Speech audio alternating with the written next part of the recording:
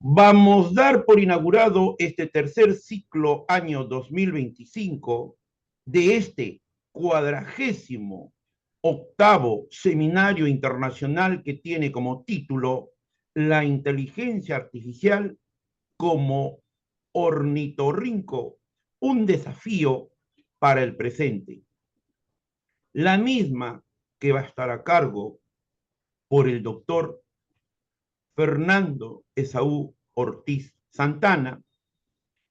Él tiene un postdoctorando en CONACYT por la Universidad Iberoamericana, asimismo un doctorando en filosofía en la Universidad Nacional Autónoma de México, es docente en la Universidad Iberoamericana y la Universidad Monterrey, estudios en la Facultad de Filosofía y Letras de la Universidad Nacional Autónoma de México y en la Universidad Intercontinental.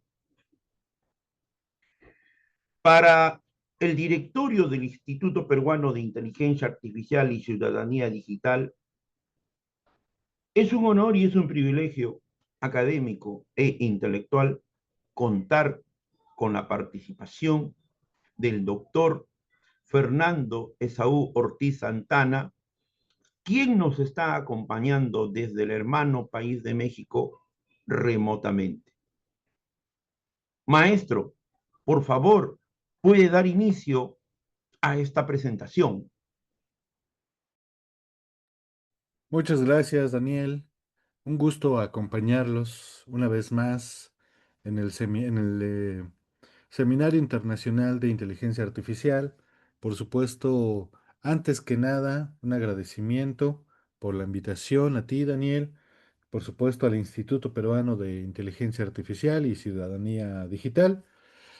Y bueno, pues en esta ocasión he preparado un texto sobre la inteligencia artificial, pero tomando como base para su análisis el texto de Humberto Eco que se llama Kant y el ornitorrinco.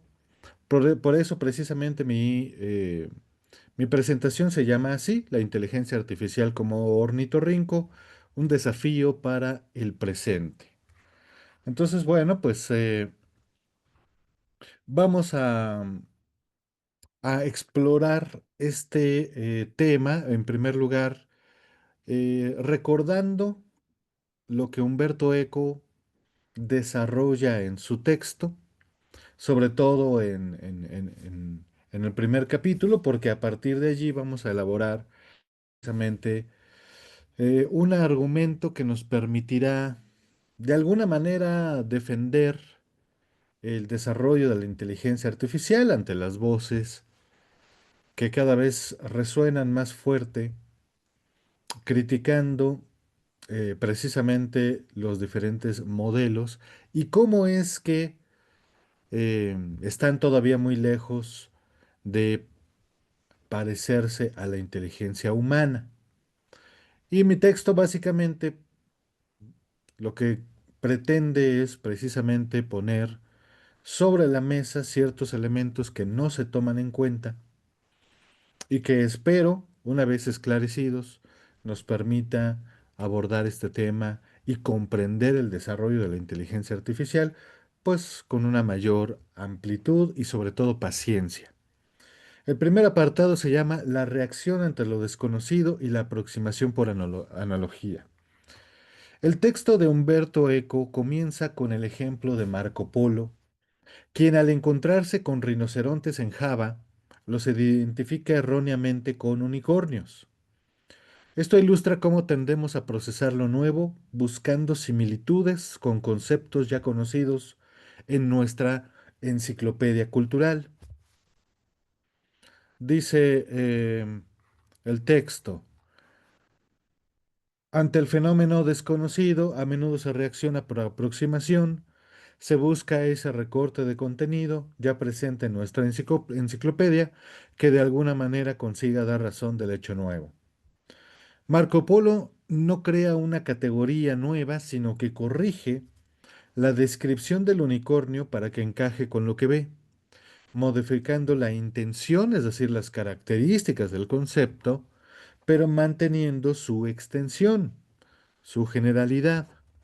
Se plantea qué habría sucedido si Marco Polo hubiera encontrado un ornitorrinco, un animal que desafía la clasificación tradicional debido a su mezcla de características diversas. Tiene pico de pato, cola de castor, cuerpo de mamífero que pone huevos. Se argumenta que Marco Polo habría tenido un embrollo al intentar clasificarlo usando sus conceptos previos, probablemente recurriendo a la idea de quimera. Los colonos australianos también experimentaron esta dificultad, inicialmente clasificando al ornitorrinco como un tipo específico de topo, water mole en inglés, pero luego cuestionando esto debido precisamente a su pico. Entonces el texto introduce la idea de que el reconocimiento de lo conocido implica procesos semióticos donde los datos sensibles se relacionan con modelos conceptuales. Se plantea la pregunta de cómo estos procesos intervienen en la comprensión de lo desconocido. Se explora la noción de cómo estos procesos intervienen en la comprensión de lo desconocido y se explora la noción de que la semiosis reside en los procesos perceptivos y que la percepción misma es una inferencia, una forma de razonamiento hipotético en línea con la postura anti-intuicionista de Charles Peirce. El caso de Marco Polo se utiliza como ejemplo de la abducción fragmentada de Peirce, una hipótesis inicial, el animal es un unicornio, seguida de una formulación de la regla a través de la experiencia. Es decir, que el unicornio es diferente a la idea inicial. Y se dice que en el fondo, el reconocimiento del rinoceronte se presenta como una secuencia productiva bastante más compleja que las canónicas. En primer lugar, ante un resultado curioso e inexplicable, se aventura lo que podría constituir el caso de una regla, es decir, que el animal es un unicornio. A continuación, sobre la base de experiencias sucesivas, se procede a una reformulación de la regla. Entonces, ¿qué vio Marco Polo antes de decidir que eran unicornios? Se diferencia entre un ver primario y un decir que le sigue, y se debate si la percepción se alcanza a partir precisamente de este esbozo inicial. Se sugiere que Marco Polo tuvo que admitir que su noción de unicornio debía ser revisada al ver que estos no eran blancos, ¿no? Los rinocerontes, obviamente. ¿Qué vemos aquí? Bueno, pues un proceso precisamente de reformulación del concepto para ajustarlo a nuestra experiencia. Y esto es algo que hacemos continuamente en la vida cotidiana. Por supuesto, cuando nos enfrentamos con un objeto, con una cosa que no está dentro de nuestro entorno familiar, bueno, pues lo primero que hacemos, naturalmente, es asociarlo o tratar de identificarlo con cosas que conocemos. Más aún si vamos, por ejemplo, de viaje al extranjero, a un país remoto, bueno, pues es más probable todavía que nos pase esto. Y como decía, parece un proceso natural precisamente tratar de conocer las cosas que no forman parte de nuestro entorno a partir de esta enciclopedia, podríamos decir, que guardamos en la memoria. Luego, el texto presenta el concepto de ground que elabora Peirce como un momento inicial del proceso cognitivo. Se refiere a una cualidad o aspecto particular del objeto que se percibe, no necesariamente en su totalidad. Peirce pone el ground como una instancia que parece constituir un momento inicial del proceso cognitivo, entre el concepto de substancia, el presente en general, sujeto todavía que carece de intención, y el concepto de ser, pura cognición entre sujeto y predicado. Estos se ponen como accidentes, la referencia, por supuesto, al ground, y la referencia a un correlato y a un intérprete. En la abducción, a fin de entender un fenómeno, se introduce una regla que opera en forma de hipótesis para considerar dentro de tal regla al posible resultado como un caso particular. En otros términos, en el caso de una deducción se obtiene una conclusión Q de una premisa P, mientras que el razonamiento abductivo consiste en explicar Q mediante P, considerando a P como hipótesis explicativa. De este modo, la abducción es la operación lógica por la que surgen hipótesis novedosas. Nos dice entonces Peirce que el ground es un predicado y que mientras la referencia al correlato es del orden de la denotación y la extensión, la del ground es del orden de la comprensión y de la connotación. Es decir, tiene que ver con las cualidades internas del objeto, con la aclaración de que el ground no es un fondo, sino el punto de partida desde que se construirá el conocimiento del objeto. En este sentido es más un principio. Y esto lo hace Peirce precisamente para poder, de alguna manera, estructurar el método por el cual nosotros conocemos las cosas que nos rodean o que las vamos conociendo. Perdón que se me puso la cámara un poquito borrosa. A veces simplemente hay que reajustarla. Una disculpa. Bueno, a veces las cámaras funcionan de manera rara. Bueno, decía que el ground es precisamente un principio que nos permite comenzar con este proceso de conocimiento a partir de la semejanza con otras cosas, bueno, de la semejanza entre el objeto nuevo y las cosas que ya pertenecen a nuestro campo de conocimiento. Peirce entonces explica que el proceso de conocer un objeto implica tres elementos. El objeto mismo, por supuesto, el signo, lo que representa el objeto con una palabra o una imagen, y el interpretante. Este proceso de interpretación puede verse como una especie de producción del objeto en la mente, ya que el objeto no se conoce directamente, sino a través de signos y significados. Y perdón, habría que traer a colación precisamente la famosa crítica que hacen varios filósofos, por ejemplo Chalmers, o todavía o alguien más, digamos, un poquito, eh, bueno, no un poquito, antes que Chalmers, Karl Popper, cuando hacen crítica al proceso de inducción, porque bueno, pues sabemos precisamente que em, a partir de experiencias singulares, pues no se puede obtener un universal. Por más ejemplos singulares que tengamos, podemos tener 100, podemos tener 1000, no importa, de allí no obtendremos nuestro conocimiento verdadero, sino únicamente probable.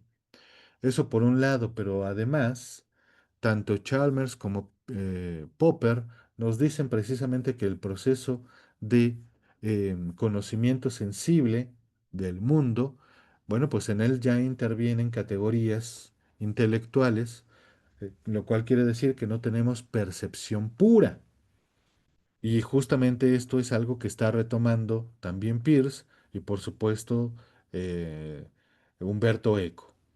A ver, permítanme un momento porque tengo que acomodar la cámara. Ahí está, perfecto. Entonces tenemos que asumir precisamente que no hay un conocimiento directo del mundo, de las cosas que constituyen el mundo. Con directo me quiero referir a inmediato, una, una percepción pura, sino que toda percepción ya está intervenida, atravesada por categorías intelectuales. De esto es de lo que habla precisamente Peirce. Y por eso, más que de conocimiento, tendríamos que hablar de producción del objeto. Nosotros producimos el mundo que nos rodea. Aunque Peirce no usa esta frase exactamente, su idea de que el conocimiento se construye a través de signos e interpretaciones puede entenderse como una producción del objeto en la mente. Por ejemplo, en un primer lugar percibimos cualidades como el color rojo. En segundo lugar, reconocemos que esas cualidades pertenecen a un objeto externo. Y en tercer lugar, interpretamos ese objeto a través de conceptos y significados que poseemos. Y decimos, finalmente, esto es una manzana roja. Este proceso de pasar de la percepción a la interpretación puede verse como una producción del objeto en nuestra mente, ya que el objeto no es solo una sensación. Allí está precisamente asumiendo la crítica de Popper. Bueno, nos podemos remontar hasta David Hume y su crítica a la causalidad, pero luego ya en el siglo XX con Popper o últimamente con Chalmers, y le damos nosotros un significado, ¿no? Aún a cualidades que podríamos decir simples, como el color rojo, pues ciertamente esto ya está cargado con toda una, vamos a decir, con todo un banco conceptual. Entonces, expliquemos este paso del nombre al concepto según Peirce. El primer paso es de la impresión sensorial al nombre. Percibimos algo, escuchamos una serie de sonidos o vemos un color, no importa. Esta percepción es subjetiva, es provisional, también contingente, eh, en el sentido de que depende de la situación en la que nos encontremos. Bueno, pues depende de eso es que la experimentamos de una determinada manera. Luego de esto le damos un nombre para poder entendernos y comunicar a otros lo que percibimos.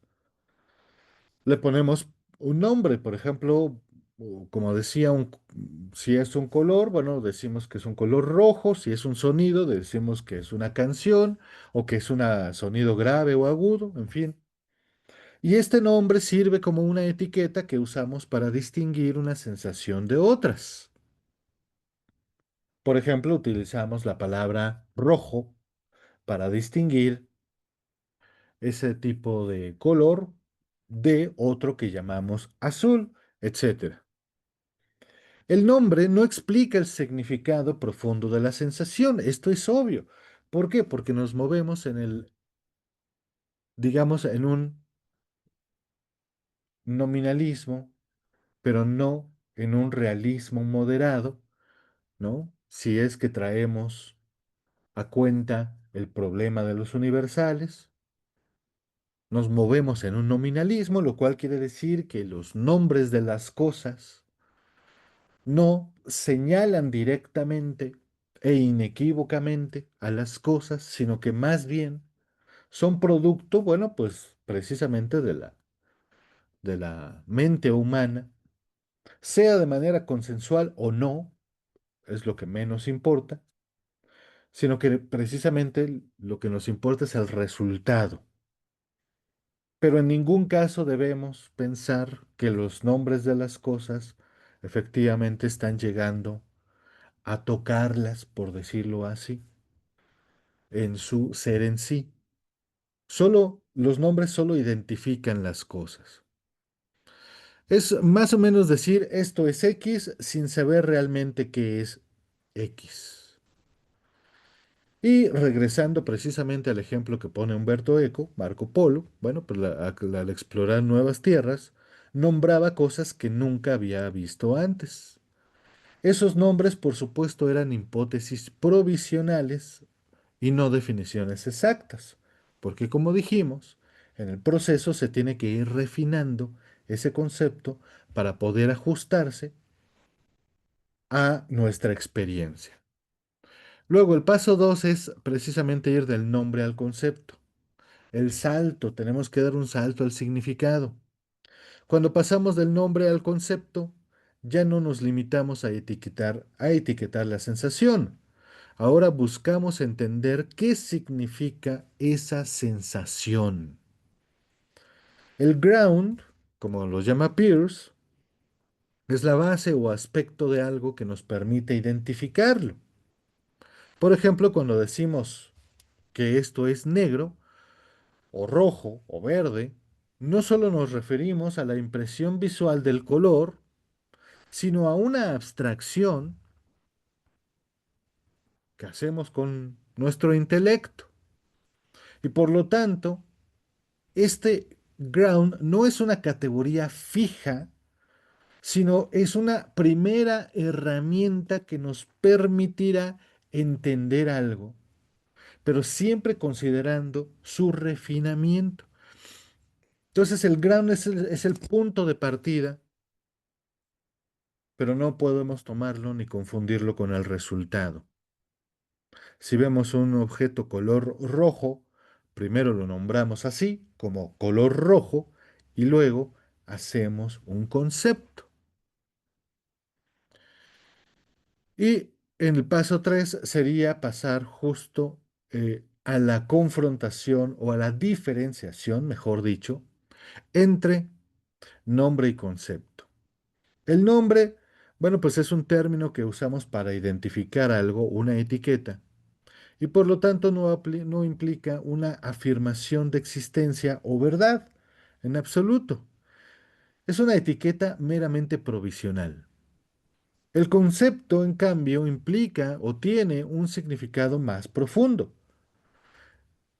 ya que no es solo una etiqueta, sino una idea abstracta que podemos analizar, discutir y, por supuesto, refinar. En este ejemplo, el color rojo es un nombre que usamos para identificar un color, pero el concepto de rojo incluye ideas, por ejemplo, como la de la longitud de onda o las emociones asociadas a ese color, ¿no? Cuando nosotros vemos el color rojo, bueno, pues regularmente lo asociamos a una intensidad, a pasión, al amor, a la, no sé cómo decirlo, quizá también a una experiencia mucho más vívida, etcétera, ¿no? Entonces, no, hay que diferenciar el nombre del concepto. El concepto es una abstracción que tiene, por supuesto, mucha mayor generalidad, es resultado de un proceso de abstracción que contiene, obviamente, no vamos a decir todos, porque eso sería imposible, pero sí, por lo menos, los elementos más significativos que identifican a esa cosa que estamos abstrayendo, que estamos conceptualizando, pero, insisto, esto siempre debe someterse a su revisión. La analogía, entonces, que planteamos aquí es perfecta en el sentido de que ahora mismo, con el desarrollo de la inteligencia artificial, pues realmente estamos tan confundidos como Marco Polo al tratar de ver, o mejor dicho, cuando se enfrentó con un rinoceronte y la categoría de que disponía de unicornio, pues obviamente no se ajustaba a lo que estaba viendo. A nosotros nos pasa exactamente lo mismo. Tratamos de comparar los desarrollos de la inteligencia artificial con la inteligencia humana. Y esto, no nos damos cuenta, es un error metodológico, pero también es un error semiótico. Bueno, entonces esta anécdota y este libro de Humberto Eco nos permite introducir precisamente el problema filosófico que venimos a discutir o que vengo a exponer y que, como decía, tiene que ver con la inteligencia artificial. Porque precisamente, bueno, pues con los nuevos desarrollos, sobre todo con los que hemos tenido en las últimas semanas, se nos presenta un gran problema. Y es que precisamente no sabemos todavía cómo eh, conceptualizar y cómo poder comprender precisamente el mecanismo interno que tienen estos desarrollos eh, de la inteligencia artificial. Por supuesto sabemos, y el modelo mucho más, el modelo más famoso es el LLM, pero ya se están empezando a generar otros modelos mucho más ricos, mucho más poderosos, que son los famosos World Models. Ahorita voy a hablar de ellos un poquito más adelante, los modelos de mundo, que precisamente ya van a tener otra forma precisamente de procesar la información. En todo caso, el problema al que nos enfrentamos es que no tenemos categorías propias para nombrar estos desarrollos que llamamos inteligencia artificial, porque precisamente los comparamos con la inteligencia humana. Y en el momento en que no actúan como inteligencia humana, inmediatamente somos presas del pesimismo. Y como decía, no nos estamos dando cuenta de que el problema es precisamente que no tendríamos que hacer de esta inteligencia artificial algo similar a la inteligencia humana, sino entender que es un desarrollo propio y por lo tanto tendríamos que ajustar nuestros conceptos para poder entender precisamente su crecimiento, su desarrollo, su amplitud, su forma de procesar las cosas.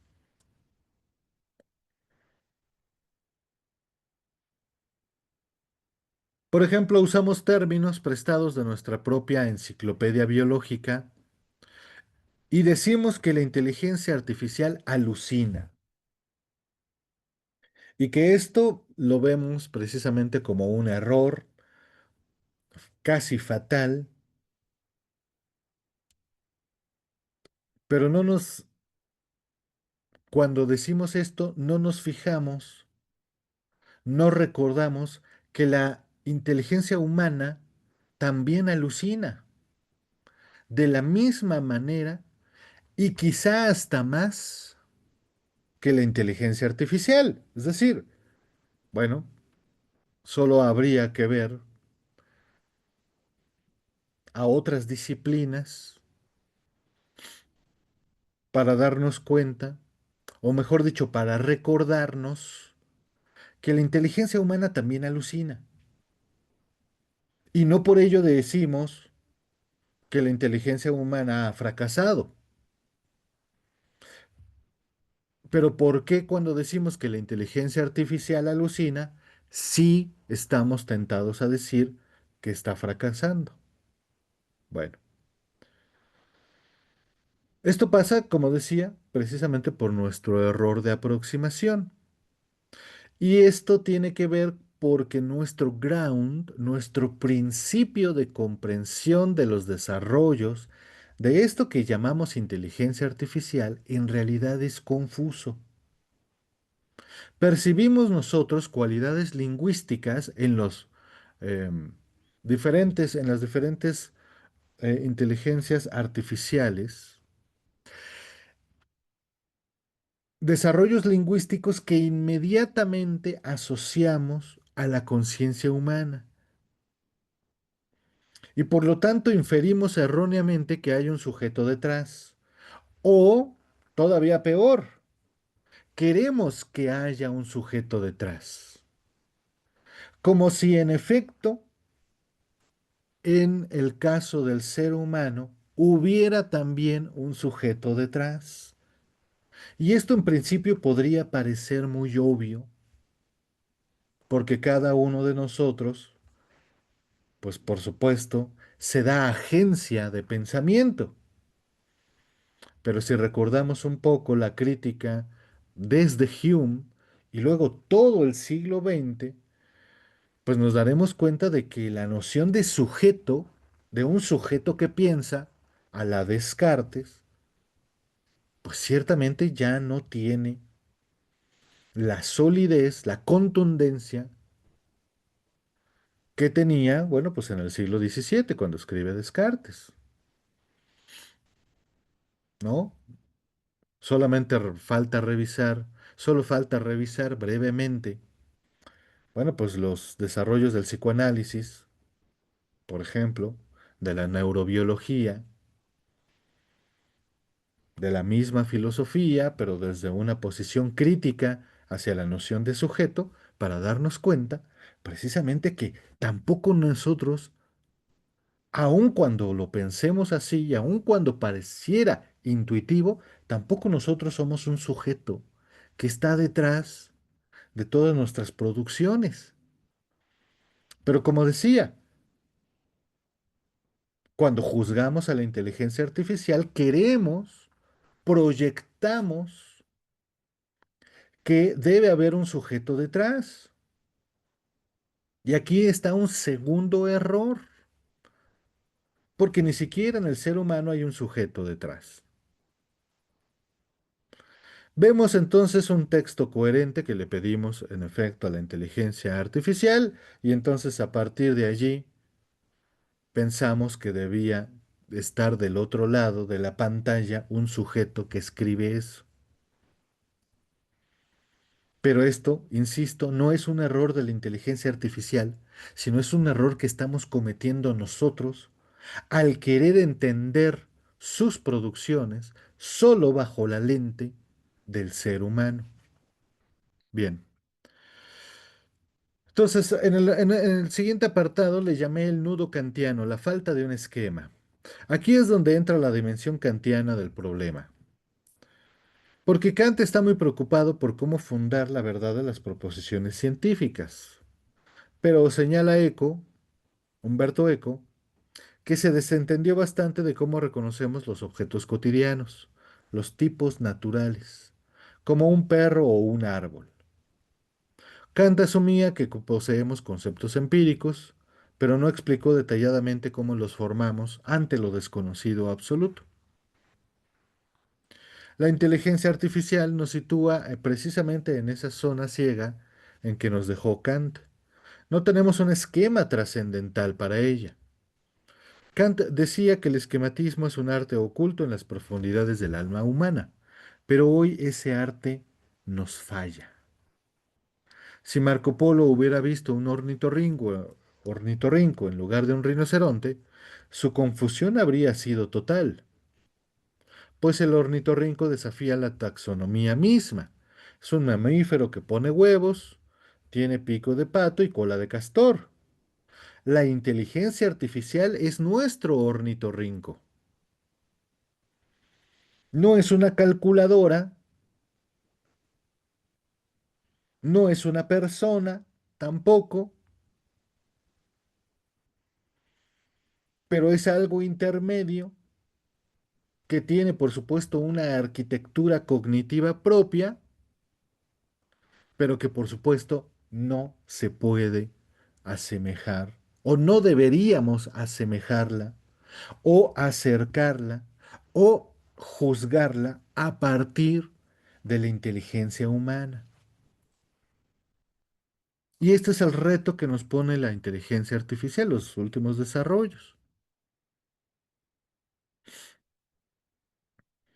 Entonces, al igual que los primeros colonos australianos llamaron al ornitorrinco topo de agua, water mole, intentando forzar una analogía que no funcionaba, nosotros llamamos a estos modelos de inteligencia artificial chatbots o asistentes, ¿no? Los famosos AGI. El riesgo de este error categorial no solo es semántico, sino también pragmático y ético. Si tratamos al rinoceronte como si fuera un unicornio, intentaremos precisamente ¿no? poner a un ser propio dentro del disfraz de otro. Y en este sentido, si tratamos a la inteligencia artificial como si fuera una mente humana, pues obviamente nos decepcionará. Pero insisto, el error no es de la inteligencia artificial, sino el error es de nosotros por querer pensar que la inteligencia artificial tendría que cumplir con todos y los mismos estándares que la inteligencia humana. Bueno, es aquí precisamente donde, en una entrevista que no tiene mucho, no tiene creo que ni un mes, Jan LeCun, un gran experto en inteligencia artificial, hizo una crítica a las famosas LMM o Large Language Model, ¿no? A los modelos de lenguaje amplio o largo, porque decía que tienen un tope de desarrollo. Y él propone lo que llama World Models o modelos de mundo.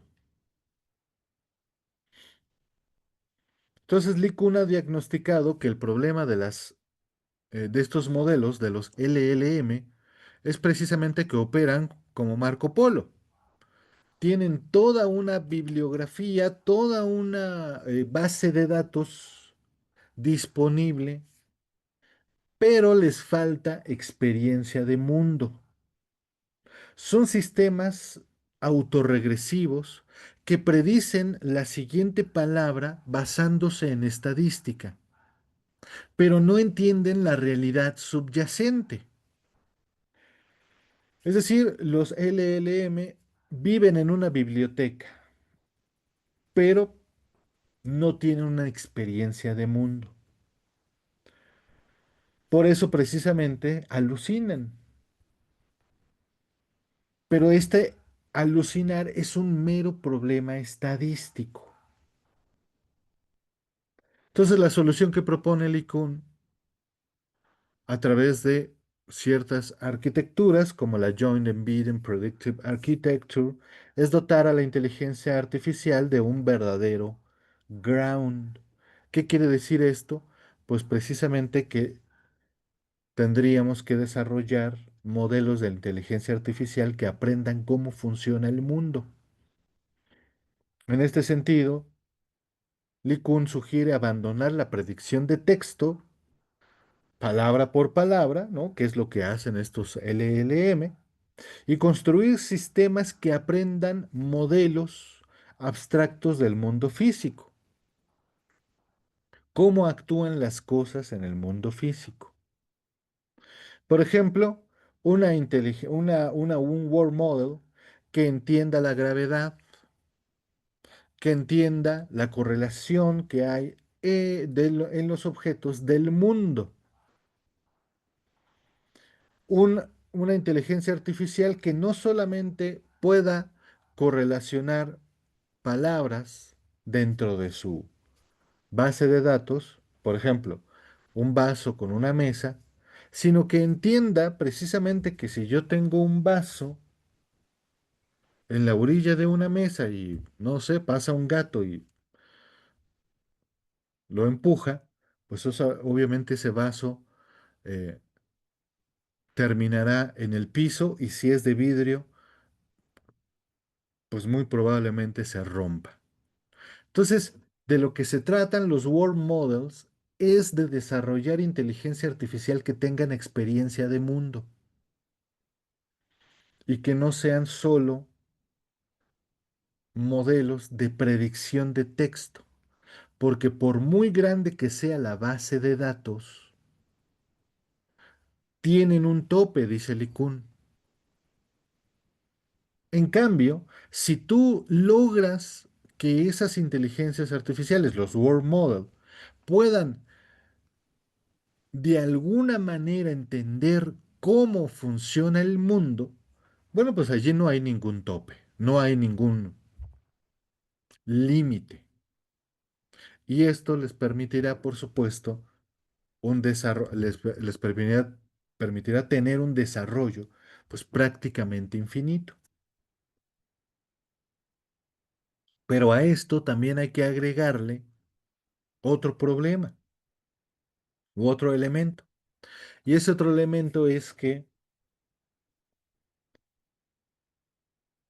se escuchan muchas voces en la actualidad que precisamente al ver estos desarrollos dicen, bueno, pues el boom de la inteligencia artificial está decreciendo o está desinflándose porque por más modelos que pasan, que sacan, perdón, que desarrollan, pues ciertamente no vemos que ya puedan reemplazar a un ser humano en muchas tareas que se necesitan. Y acá lo que siempre digo o lo que siempre pienso es, bueno, todavía, sí, en efecto, en este momento, la inteligencia artificial, los diferentes modelos, y con cada modelo tienen más eficiencia, pero por supuesto todavía no se comparan con la inteligencia humana. Pero siempre lo que digo es, todavía no. Entonces tenemos que ser prudentes porque realmente de desarrollo de inteligencia artificial tenemos menos, menos de 5 años, por lo menos de esta inteligencia artificial que está con acceso al público, a lo mejor de manera privada ya tienen más años, quizá 10, pero que está, digamos, que tiene acceso el público en general, pues no tiene ni 5 años.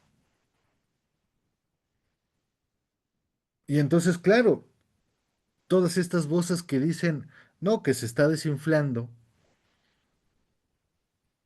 el mundo, el boom, el hype eh, de la inteligencia artificial, habría que decirles, bueno, espera, espera, hay que esperar, hay que ser pacientes. No tiene ni 5 años de desarrollo real. Y a la velocidad que ha avanzado en estos menos de 5 años, pues esto debería darnos esperanza para lo que se va a poder desarrollar en 10, 15, 20, 30, 50 años. Si en efecto pasaran 50 años y la inteligencia artificial no llegara a estos modelos de agentes, ¿no? De inteligencia artificial general, o los world models no llegaran en efecto a comprender el mundo, bueno, pues entonces allí sí, en efecto, bueno, 50 años yo creo que es un buen número, pero no tenemos ni 5 años de desarrollo. Entonces hay que ser pacientes, hay que ser prudentes también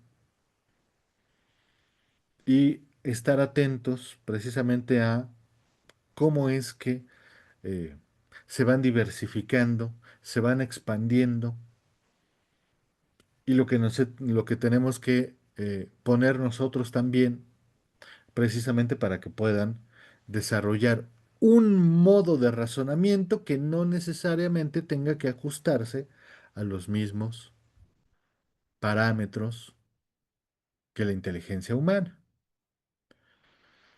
Bien, entonces, si Marco Polo hubiera tenido un modelo de mundo adecuado a precisamente a esa tierra a la que fue,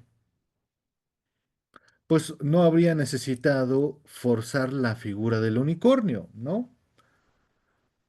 Entonces, simplemente es una cuestión de marcos referenciales.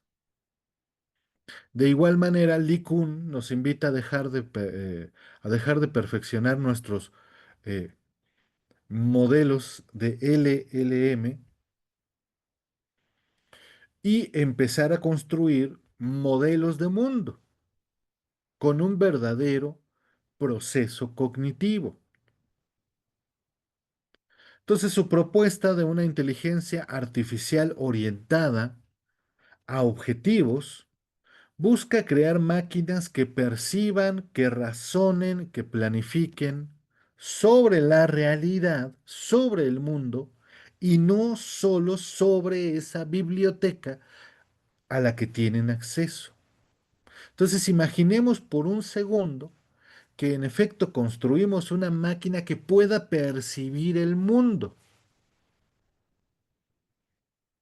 Bueno, pues entonces, como decía, allí los datos son prácticamente ilimitados. Y en ese sentido, podrían desarrollar una agencia que no necesariamente tiene que ajustarse a la inteligencia humana, pero lo que sí podría hacer es precisamente crear sus propios modelos de razonamiento.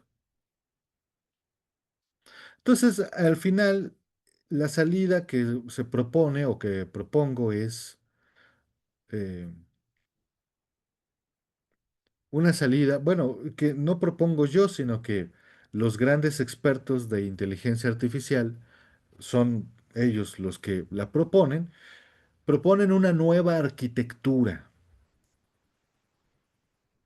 De eso se trata, de empezar a generar modelos que no solamente se fundamenten en una base de datos. Y en ese sentido necesitamos que las máquinas, que la inteligencia artificial deje de ser un espejo de nuestro propio lenguaje y se convierta en un observador del mundo.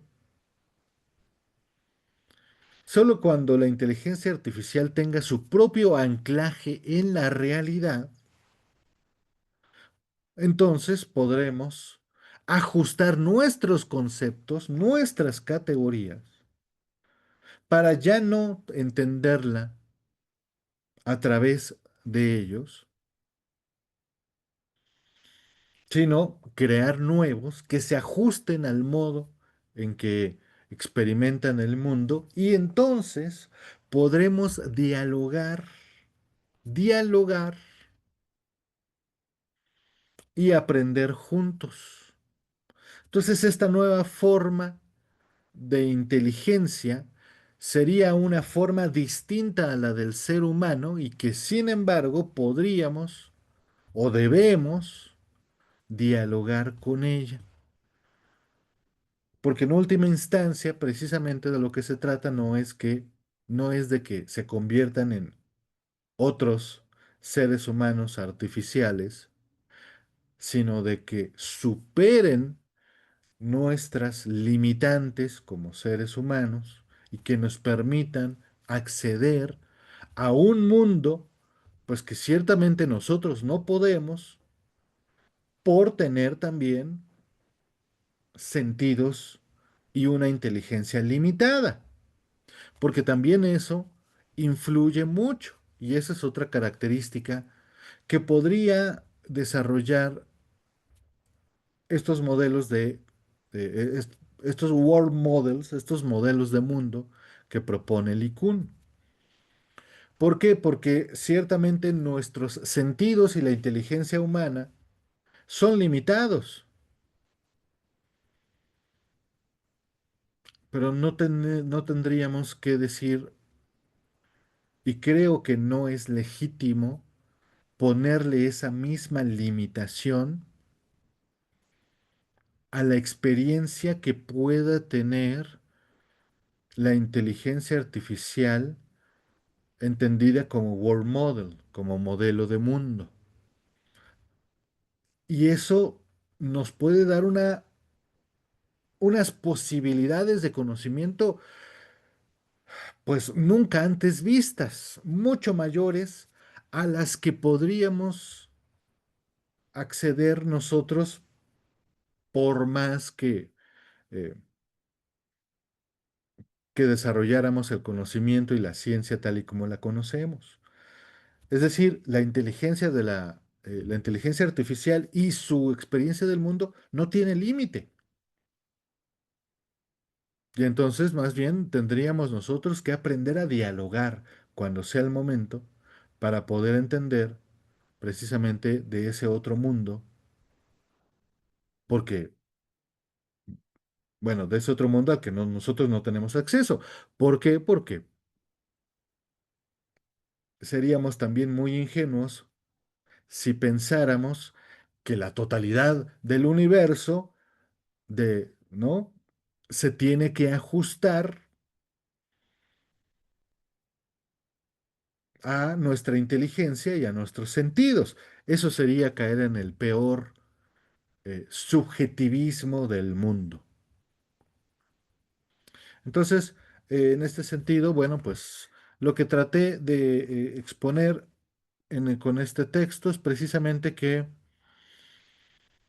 encontremos categorías para designar estos desarrollos de la inteligencia artificial que no sean comparativos con la inteligencia humana, sino que puedan efectivamente señalar su particularidad, su peculiaridad, para así poder tener una relación mucho más abierta y comprensiva, e insisto, y con vistas al futuro, porque esto apenas está empezando y la inteligencia artificial se seguirá desarrollando. Seguramente de aquí para adelante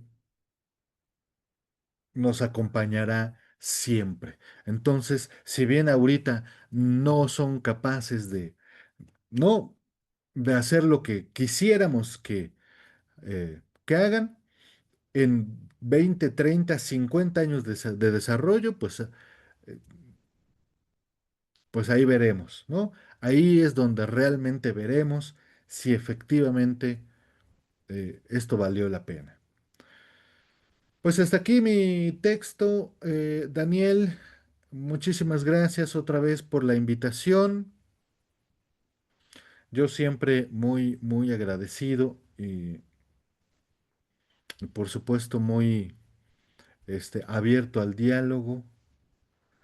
Y bueno, pues esperemos que estas notas puedan ayudar bueno, pues para no ser tan pesimistas. Eh, ¿No? Para no ser tan pesimistas, con estos nuevos modelos, eh, que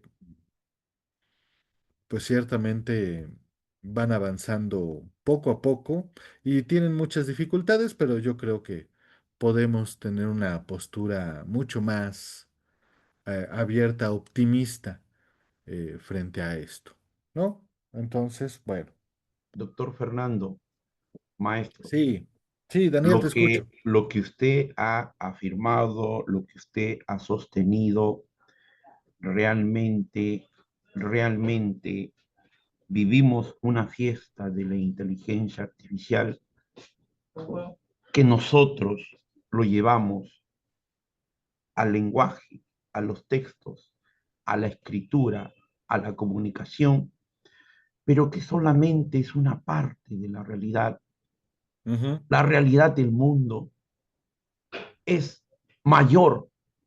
No claro, hemos cambiado, no hemos transformado nada. Estamos perdiendo el equilibrio. ¿Y quién construye, quién crea, quién modifica, quién transforma el mundo? Es el hombre, maestro. claro. Totalmente de acuerdo con lo que usted ha sentenciado.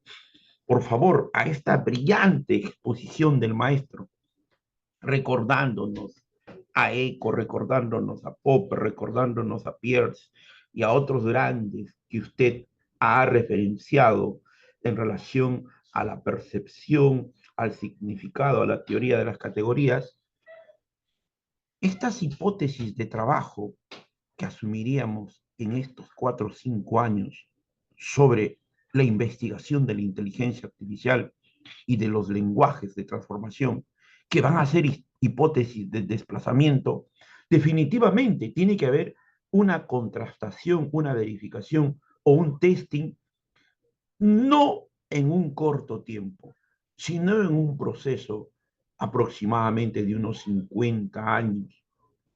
Maestro, mire usted, por favor, maestro, y para todos nuestros seguidores, para todo el público que siga el Instituto Peruano de Inteligencia Artificial en esta presentación maravillosa del doctor Fernando, yo tengo en mano el libro Los umbrales de la racionalidad epistémica, Ujú.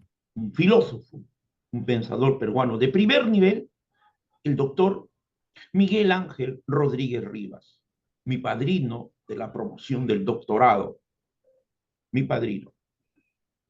Nos va a decir en, en la página 53, que tiene como título La fisis de los milesios. Me voy a la página 55. Mire en lo que usted dice, lo que hemos perdido al día de hoy, nosotros lo que hemos perdido al día de hoy. Está hablando de mundos Ujú. y va a hablar de cosmos. Para los griegos de esta época, lo justo es lo igual.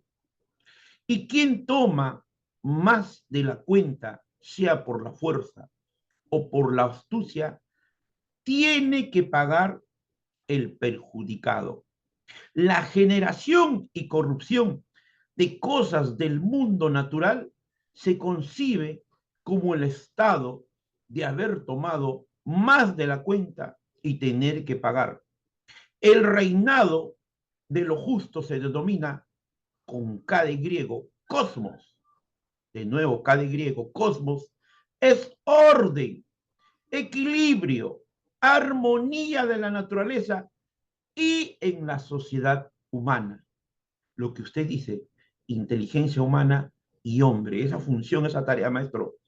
Los conceptos, términos en griegos, dike y cosmos, que se construyeron en el interior de la experiencia social humana y de la acción de la experiencia sobre la naturaleza, rigen pues tanto para la sociedad como en la naturaleza.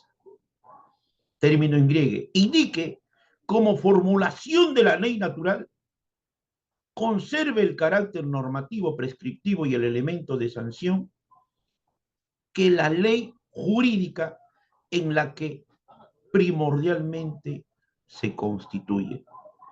Cedo palabras a usted, maestro. ¿Qué dice al respecto?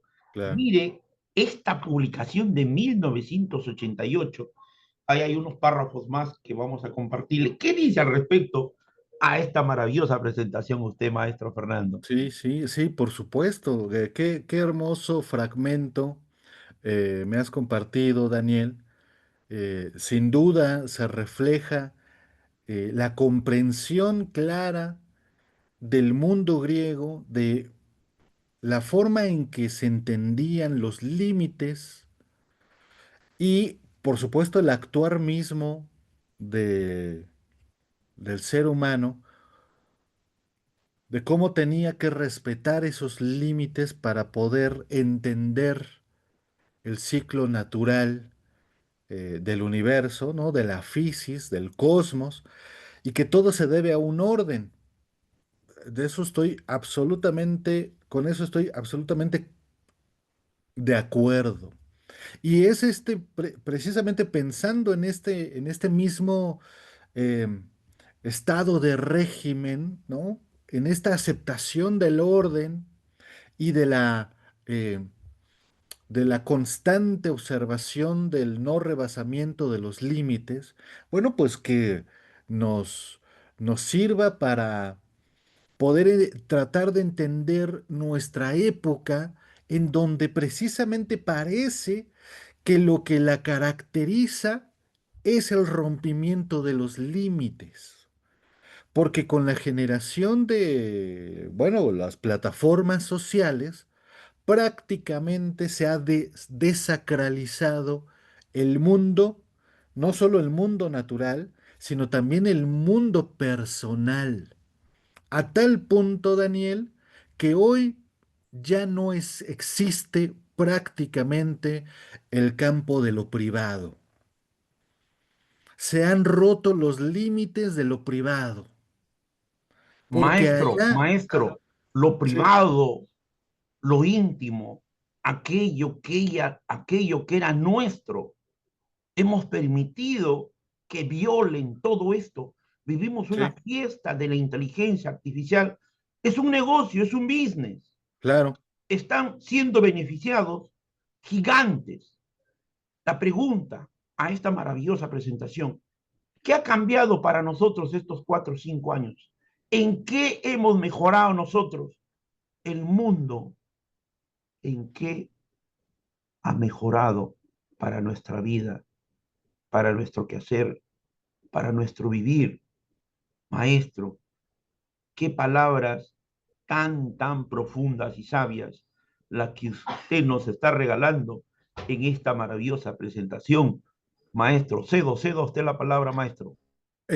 Justamente en ese sentido, Daniel, los desarrollos de la inteligencia artificial hasta el momento todavía no nos permiten alcanzar, pues precisamente todos esos sueños que hemos enarbolado en esta incipiente época de la inteligencia artificial. Pero justamente porque, como bien lo dices, hay intereses privados de empresas que, bueno, pues nos han permitido experimentar con esta inteligencia artificial, pero simplemente para eh, poder beneficiarse de nuestras contribuciones al mismo tiempo que de explorar justo todo esto que podríamos eh, decir que es el contenido de nuestra psique, de nuestra mente, porque toda la inteligencia artificial, cada vez que nosotros le preguntamos algo, que le pedimos ayuda de alguna manera, lo guarda en su memoria.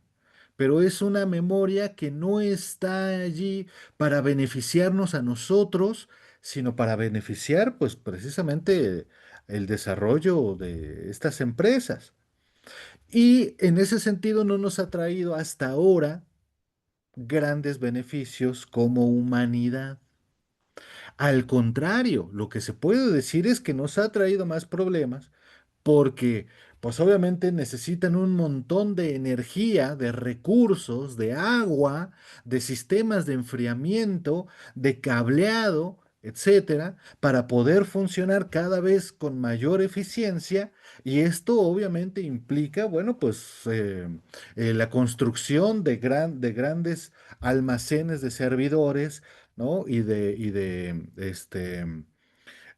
sistemas de procesamiento que también obviamente necesitan recursos y van quitando tierra allí donde se podría utilizar para otra tarea. Pero como decía, esto es apenas el inicio. Esperemos en 20, en 30, en 50 años si en efecto esto vale la pena o no, porque todavía es muy pronto para juzgarlo, pero también, Daniel, esto implica la educación misma que nosotros debemos exigirnos para con la inteligencia artificial, porque hasta ahora ha servido en gran medida para, no para facilitarnos el aprendizaje, no para estimularnos, sino ha servido más bien precisamente para este, dejar de esforzarnos, dejar de, de- de hacer Maestro, nuestro propio una, esfuerzo y maestro, dejárselo a ellos.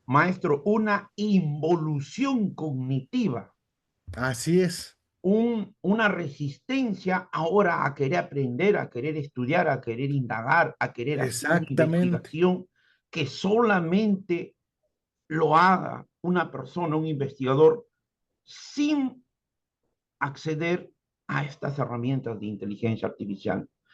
Maestro, usted que es un conocedor de la filosofía griega, un conocedor un especialista en la filosofía medieval, déjeme compartir de este mismo autor peruano, Ajá. maestro, que tenía correspondencia en vida, nada más, nada menos que con Bertrand Russell. Ah, Esta misma Russell. idea, déjeme compartir 4 párrafos a la maravillosa presentación de usted. Sí, por supuesto. Fisis de los Milesios. Uno, la filosofía abre su espacio de indagación en el siglo VI antes de Cristo, formulando 3 modelos iniciales de interpretación del mundo y del hombre. La física milesiana, que sostiene una concepción evolutiva del mundo, considerando como realidad viviente la doctrina pitagórica, eleática, que acentúa el contenido formal del pensamiento acerca del mundo no generado, eterno e inmutable. Desenvuelve una teoría acerca del ser y la filosofía heraclitiana que postula el devenir del mundo conforme a la eterna ley del logos, como principio de suprema explicación de lo real. No se sabe en qué modo medita el esfuerzo babilónico de conexionar los acontecimientos terrestres con el movimiento de las estrellas. Influyó en las concepciones de la filosofía de la naturaleza de los milesios y a través de estos en los pitagóricos eleatas. Pero el intento de estos pensadores de comprender el mundo a través de categorías universales, partiendo de realidades dadas a la experiencia inmediata, es genuinamente helénico. La racionalidad griega, a diferencia de las concepciones mítico-máticas mánticas anteriores, se desplaza de lo dado a lo concebido y supone que las entidades puramente mentales tienen naturaleza semejante a las cosas experienciadas. Y en particular, entre los naturalistas jonios, Tales, Anaximandro, Anaxímenes, solo lo perceptible y lo experienciable, y no lo míticamente imaginado, que no es comprobable, puede constituir un punto de partida para un conocimiento serio del mundo. Mire lo que afirma. Y este párrafo me parece el más brillante porque se acerca a lo que usted ha planteado, maestro. La racionalidad helénica asume una posición no teleológica, pero la filosofía griega no reemplaza a la teología helénica, porque mientras ésta piensa a través de imágenes y de símbolos, la forma, la naturaleza de los dioses, imágenes, símbolos, arraigados profundamente en los sentimientos colectivos, la filosofía puede elaborar y depurar conceptos de alta racionalidad competentes para el análisis y la demostración. Página 54. Cedo la palabra a usted, maestro. Este libro, En los umbrales de la racional epistémica, mi padrino de doctorado, el doctor Miguel Ángel Rodríguez Rivas. Cedo la palabra a usted, maestro. Sí, Daniel, claro. Sí, por supuesto. O sea, vemos con ¿no? Con este ejemplo de cómo es que la racionalidad, sobre todo el pensamiento, va adquiriendo nuevos matices, se va expandiendo, va teniendo eh, nuevos límites dentro de la misma filosofía griega o el mundo griego. Y esto lo que nos permite entender es precisamente que es un proceso el que tenemos que realizar en todo caso, así como la historia nos habla de un desarrollo que fue dándose por varios milenios, desde los milesios hasta los estoicos, ¿no? Por ejemplo, pasando por Platón, Aristóteles, los pitagóricos, pero fue efectivamente desarrollándose. Bueno, pues así también nosotros hoy en día estamos desarrollando nuestra inteligencia, pero con una prótesis, que es lo que llamamos inteligencia artificial, pero que nos puede ayudar a rebasar los límites de nuestra propia racionalidad.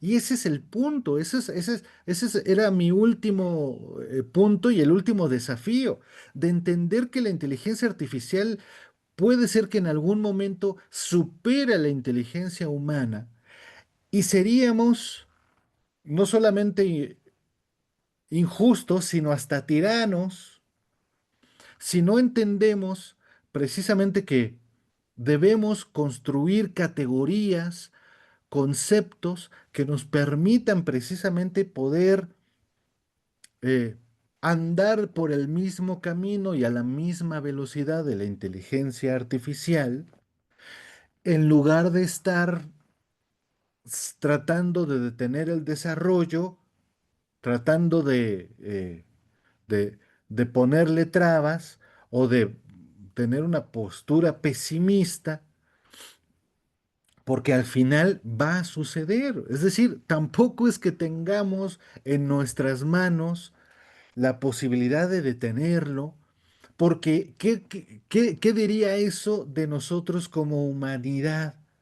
Si finalmente estamos desarrollando una herramienta que nos permita expandir nuestras capacidades intelectuales, pues ciertamente en este punto ir en contra de su desarrollo parece pues contrario a cualquier idea de desarrollo, de progreso, de emancipación. eh, Posible, ¿no? Entonces, sabias palabras las que leíste, Daniel, te agradezco muchísimo. No tengo el gusto de leer, de haber leído ese texto, pero con lo poco que me has compartido, realmente ya me dieron ganas de conseguirlo y de aprender, por supuesto, también como tú lo hiciste de tu maestro, Daniel. Muchas gracias por compartirlo, Yo por lo que voy a supuesto. decir es lo siguiente, maestro. Desde ese lanzamiento, de ese nuevo despertar, de esta fiesta que vive el mundo, Ujú, de ese chat GPT versión gratuita, ese 22 de noviembre del año 2022, y que el mundo ujú, vive una fiesta, yo voy a sostener lo siguiente, maestro. Hemos dejado de ser adultos y todos estamos jugando a los niños con estos lenguajes, con estos textos, con estas herramientas de inteligencia artificial. ujú. En general, del hombre, del ciudadano, su vida no ha mejorado nada, Claro. no ha cambiado nada. Estamos en un proceso de retroceso y de involución, si yo lo mirara de forma general y de forma colectiva, qué es lo que nos está pasando en el mundo. Curiosamente, yo voy a confesar que también investigo, escribo. Hace buen tiempo que estoy dejando de utilizar herramientas de inteligencia artificial y estoy volviendo a mis libros de la forma más clásica, de la forma más clásica. Si yo pregunto por Miguel Ángel Rodríguez Rivas, las inteligencias artificiales no tienen nada de él. Y él ha publicado unos libros maravillosos en Ujú, ujú. metodología, en epistemología, sobre la racionalidad epistémica. Entonces, maestro, lo que usted nos ha regalado el día de hoy es para que podamos pensar, seguir documentándonos, seguir investigando y realmente ha sido un desafío maravilloso lo que usted nos ha brindado el día de hoy. Palabras de despedida, maestro. Claro que sí, Daniel, pues muchísimas gracias, como siempre, encantado de estar aquí compartiendo, ¿no? Un poco de, bueno, pues de los eventos del mundo del conocimiento, por supuesto. Y bueno, pues por supuesto extiendo mi agradecimiento al Instituto Peruano de Inteligencia Artificial y Ciudadanía Digital, a todos los a todos los miembros y a las personas que ven estos videos. Por supuesto, también muchísimas gracias. Y bueno, pues yo siempre abierto y gustoso de dialogar contigo, Daniel. Y pues muchísimas gracias. Vamos a dar por clausurado este tercer ciclo año 2025 de este 48º Seminario Internacional que tuvo como título La inteligencia artificial como ornitorrinco, un desafío para el presente, la misma que estuvo a cargo por el doctor Fernando Esaú Ortiz Santana. A nombre del directorio del Instituto Peruano de Inteligencia Artificial y Ciudadanía Digital, colaboradores en el Perú y colaboradores en el extranjero, nosotros al mes tenemos más de 30 productos al mes. Para el 2026 estamos proyectando crecer en nuevos proyectos, en nuevos contactos con nuevas instituciones, nuevos amigos. Un abrazo muy fuerte para usted, doctor Fernández Audo Ortiz Santana, un colaborador constante y permanente del instituto. Tiene otras dos presentaciones maravillosas, el maestro. Siempre es análisis, siempre la reflexión, el pensar y el repensar de la mano de la indagación, de la pesquisa, la documentación, caracterizan el trabajo de calidad de usted, maestro. Muchísimas gracias, Daniel. Un abrazo también.